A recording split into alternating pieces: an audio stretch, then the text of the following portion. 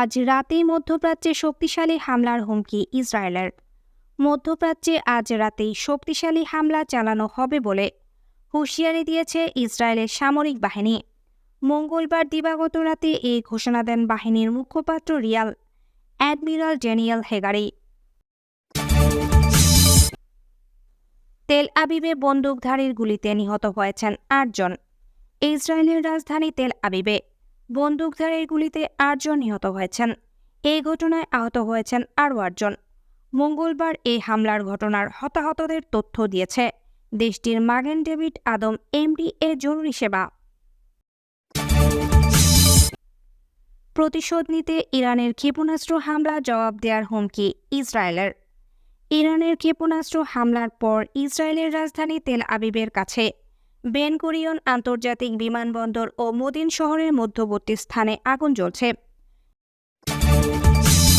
ইসরায়েলের আগ্রাসনে সমর্থন দিয়ে বাকি বিশ্ব থেকে বিচ্ছিন্ন যুক্তরাষ্ট্র। লেবাননে টানা কয়েকদিন বিমান থেকে নির্বিচার বোমা হামলার পর দেশটিতে ঢুকেছে ইসরায়েলের সেনারা।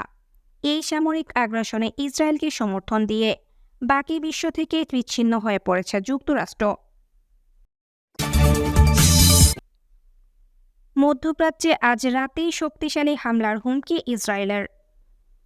মধ্যপ্রাচ্যে আজ রাতেই শক্তিশালী হামলা চালানো হবে বলে হুঁশিয়ারি দিয়েছে ইসরায়েলের সামরিক বাহিনী। মঙ্গলবার দিবাগত রাতে এ ঘোষণা দেন বাহিনীর মুখপাত্র রিয়াল অ্যাডমিরাল ড্যানিয়েল হেগারি। ইসরায়েলে ইরানের ক্ষেপণাস্ত্র হামলার পর এমন হুঁশিয়ারি দিলেন তিনি। এক বিবৃতিতে মুখপাত্র ড্যানিয়েল হেগারি বলেন, বিমান বাহিনী তাদের তৎপরতা চালিয়ে যাচ্ছে। আজ রাতেই মধ্যপ্রাচ্যে শক্তিশালী হামলা চালানো হবে বলে ধারণা করা হচ্ছে।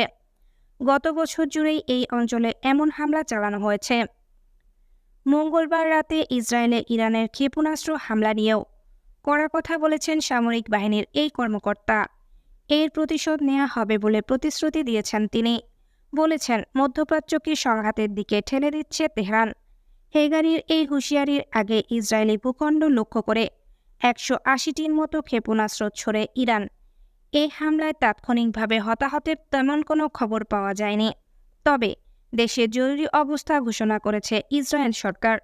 নেওয়া হয়েছে নিরাপত্তা সংক্রান্ত নানা ব্যবস্থা। লেবাননে ইসরায়েলি বাহিনীর চলমান হামলার মধ্যে ইরান ইসরায়েলে এই হামলা চালালো।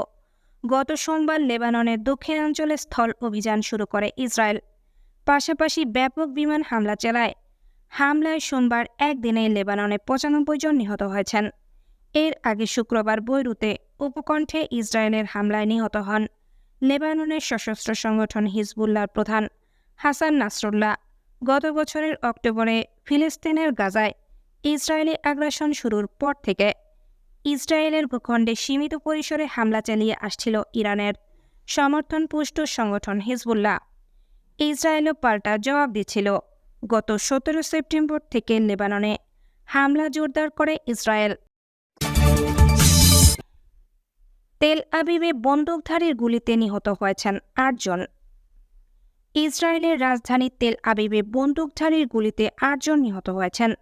এই ঘটনায় আহত হয়েছেন আরও ৮ জন। মঙ্গলবার এই হামলার ঘটনায় হতাহতের তথ্য দিয়েছে দেশটির মাগেন ডেভিড আদম এমডিএ জরুরি সেবা। ইসরায়েলি পুলিশ জানিয়েছে, পরিস্থিতি এখন নিয়ন্ত্রণে রয়েছে। তারা ২ জন হামলাকারীকে নিরস্ত্র ধরেছেন। একে সন্ত্রাসী হামলা হিসেবে ধরা হচ্ছে। ইসরায়েলের চিকিৎসকেরা এর আগে জানিয়েছিলেন তারা ঘটনাস্থলে আহত অন্তত ৭ জনকে চিকিৎসা দিয়েছেন।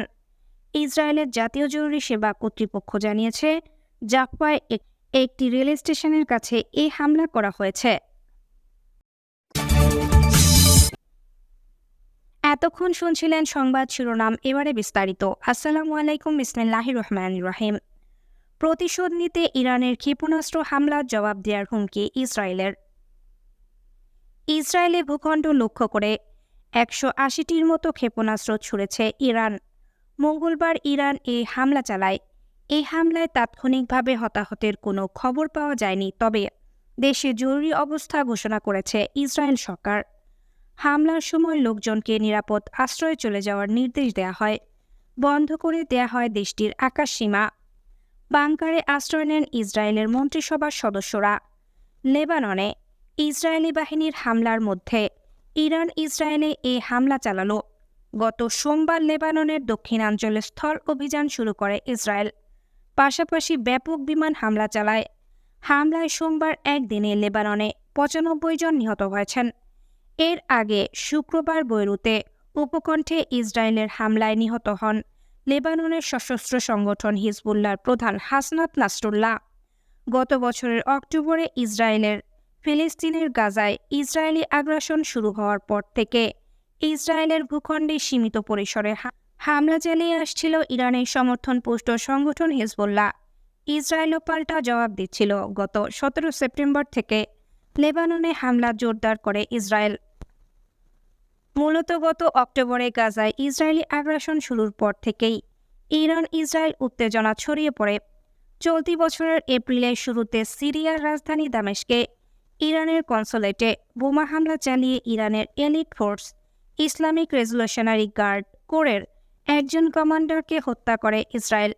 এর জবাবে ইরান এপ্রিলের মাঝামাঝি সময়ে ইসরায়েলের ড্রোন ও ক্ষেপণাস্ত্র হামলা চালায়। সেটি ছিল ইরান থেকে সরাসরি ইসরায়েলি হামলার প্রথম ঘটনা। গত ৩১ জুলাই ইরানের হামলা চালিয়ে ফিলিস্তিনের স্বাধীনতাকামী সংগঠন হামাসের প্রধান ইসমাইল হানিয়াকে হত্যা করে ইসরায়েল।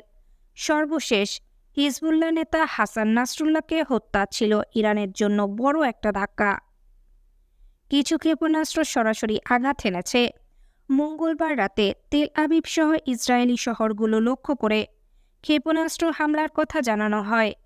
হিজবুল্লাহ নেতা হাসান নাসরুল্লাহ, হামাস নেতা ইসমাইল হানিয়া ও আইআরজিসি কমান্ডার আব্বাস নীল ফোরশনকে হত্যার প্রতিশোধ নিতে এ হামলা চালানো হয়েছে বলে আইআরসিসি জানিয়েছে। ইরানের রাষ্ট্রীয় বার্তা সংস্থা ইরনা এই তথ্য দিয়েছে। বেশিরভাগ ক্ষেপণাস্ত্র ভূপাতিত করলেও মধ্য দক্ষিণ ইসরায়েলের বেশ কিছুক্ষণ ক্ষেপণাস্ত্র সরাসরি আঘাত হানে। তেল আবিবে ক্ষেপণাস্ত্রের ধ্বংসাবশেষ পড়ে ২ জন আহত হওয়ার কথা জানিয়েছে ইসরায়েলের জরুরি পরিষেবা বিভাগ। এছাড়া আরও কয়েকজন সামান্য আহত হয়েছেন। এদিকে ক্ষেপণাস্ত্র হামলার কিছুক্ষণ আগে তেল আবিবে পৃথক বন্দুকধারীর হামলায় ৮ জন নিহত হয়েছেন। এ ঘটনায় ২ বন্দুকধারীও নিহত হয়েছেন। আইআরজিসি এক বিবৃতিতে জানিয়েছে, ইসরায়েল এ হামলার জবাব দেওয়ার চেষ্টা করলে ধ্বংসাত্মক হামলা চালিয়ে জবাব দেবে ইরান। সিএনএন জানায়, ইসরায়েলে হামলা শুরুর পরপরই আকাশসীমা বন্ধ করে দেয় ইসরায়েলি কর্তৃপক্ষ। বাংকারে আশ্রয় নেন ইসরায়েলের মন্ত্রিসভার সদস্যরা। এছাড়া ইসরায়েল ও ইরানের মাঝামাঝি অবস্থানরত ইরাক ও জর্ডানও তাদের আকাশসীমা বন্ধ করে দেয়।